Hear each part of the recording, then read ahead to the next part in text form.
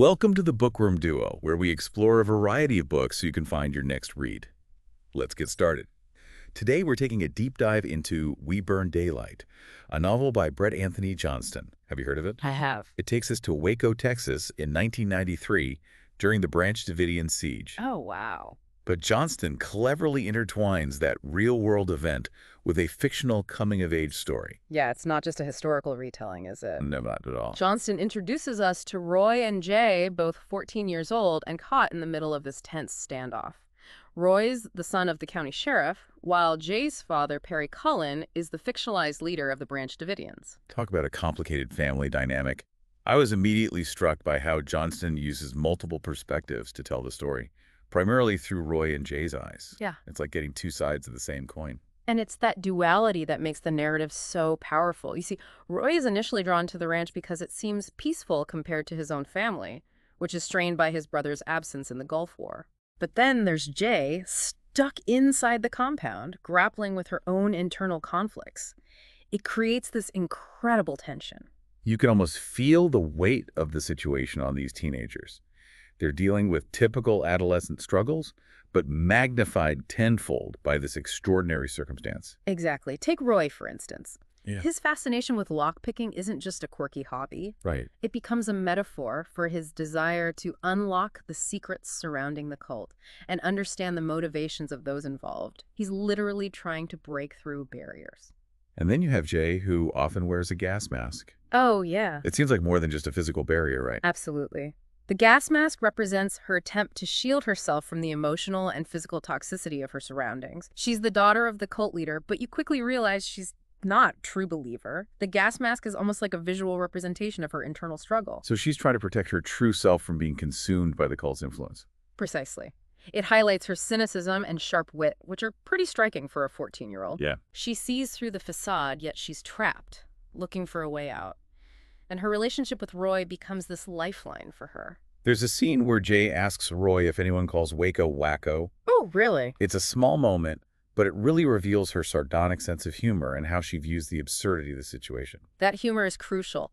It acts as a pressure valve, releasing some of the tension in the narrative. And for Jaye, it's a coping mechanism, a way to distance herself from the unsettling reality she's facing. Speaking of unsettling, the book delves into some pretty intense family dynamics.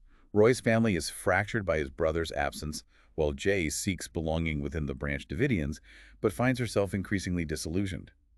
It's a stark contrast. And it speaks to the universal search for connection and belonging, especially during times of crisis. Johnston places these very human desires against the backdrop of a highly charged historical event, forcing us to consider the complexities of family and faith in extreme situations. Johnston doesn't shy away from exploring the blurred lines between faith and fanaticism either. By intertwining real-world events with fictional characters, he creates this powerful narrative that challenges readers to confront uncomfortable truths about human nature. It's not just about the cult members either.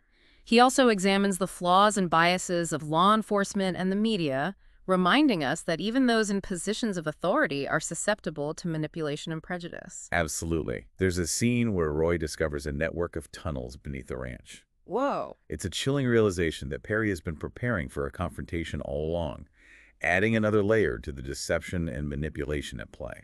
That discovery is a turning point for Roy.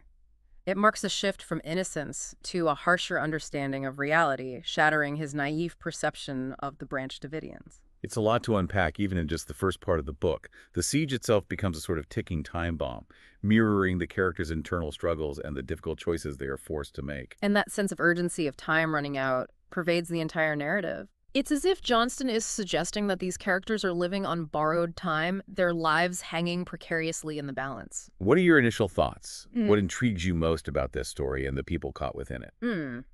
Well, I think, it's fascinating how Johnston uses seemingly ordinary objects to symbolize deeper meanings. Oh, yeah. Like, Okay. we talked about Roy's lockpicking and Jaye's gas mask, but there's so much more. Take the color orange, for instance. It appears in unexpected places. The Bible's Perry orders a paint bucket in Jaye's room. It feels intentional. You're right. It's subtle, but orange often signifies warning or danger. Think about traffic cones, hunting vests, prison jumpsuits. By weaving it into these everyday objects, Johnston creates a sense of unease, a foreshadowing of the potential for violence that lurks beneath the surface. Exactly. It's as if he's using that color to alert the reader, to suggest that things are not as idyllic as they might appear at the ranch. And then there are the horses. They're everywhere.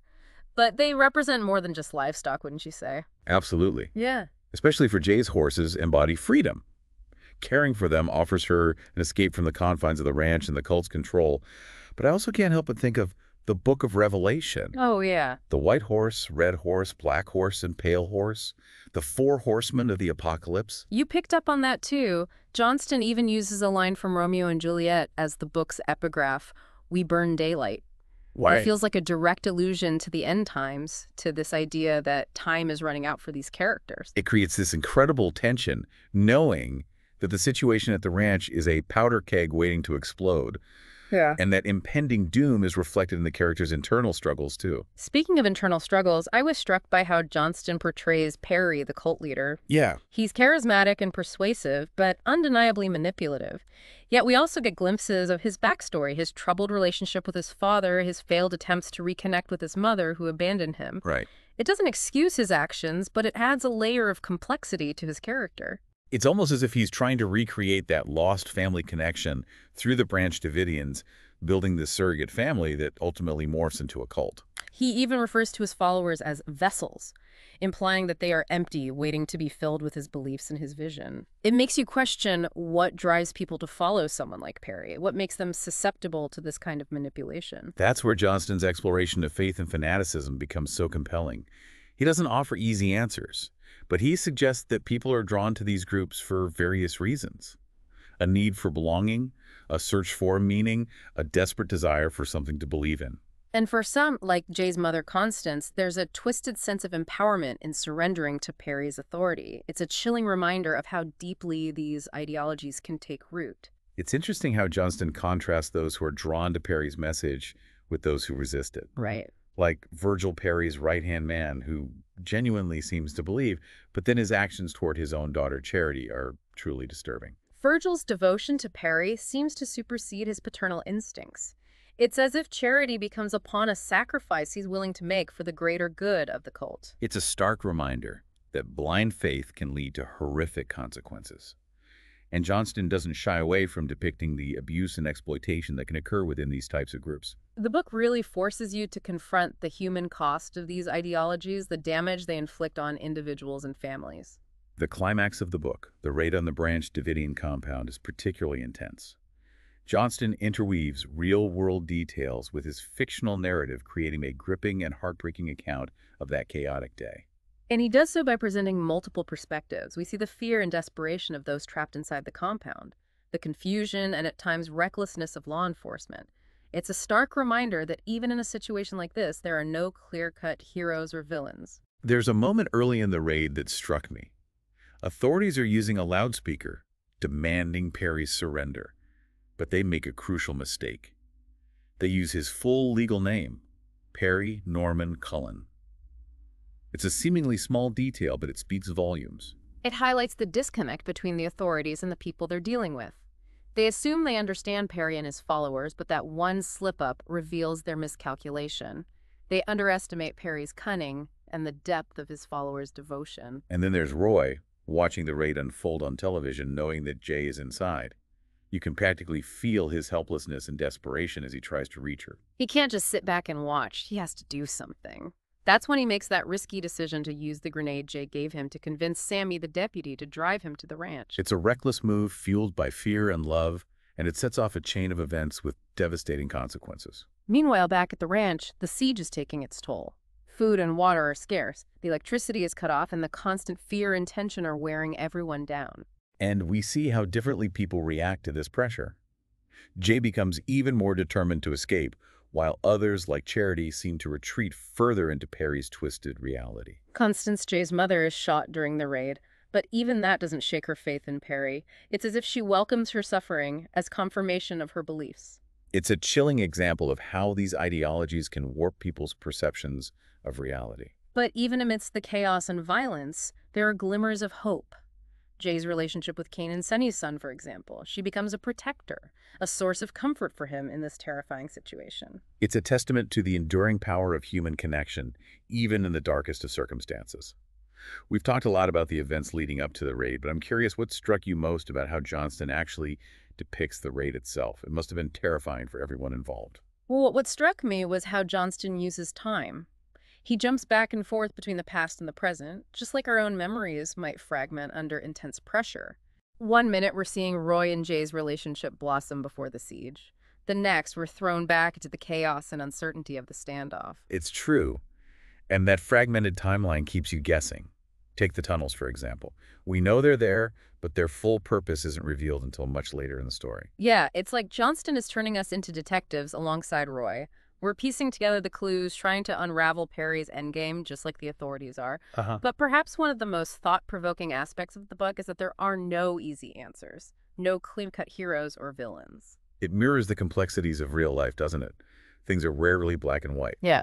Johnston forces you to confront those gray areas, to question your own assumptions about right and wrong. Exactly. Yeah. Take Roy, for example. He's a good kid at heart, but he makes some morally questionable choices. Right. He lies to his parents, breaks into the mall, and even uses that grenade to manipulate Sammy. He's driven by love for Jay, but his actions have unintended and devastating consequences. And then there's Sammy, the deputy. He's caught between his duty and his ambition, perhaps even a bit of jealousy toward Roy's father, the sheriff. And of course there's Perry, this enigmatic figure who can be charismatic one moment and utterly ruthless the next. His twisted interpretation of the Bible, his claim to be chosen to lead his people to salvation, it's both compelling and terrifying. It raises questions about the nature of belief itself. Where does faith end and fanaticism begin? And how do we navigate the complexities of belief in a world where truth can be so elusive? That's the real brilliance of We Burn Daylight.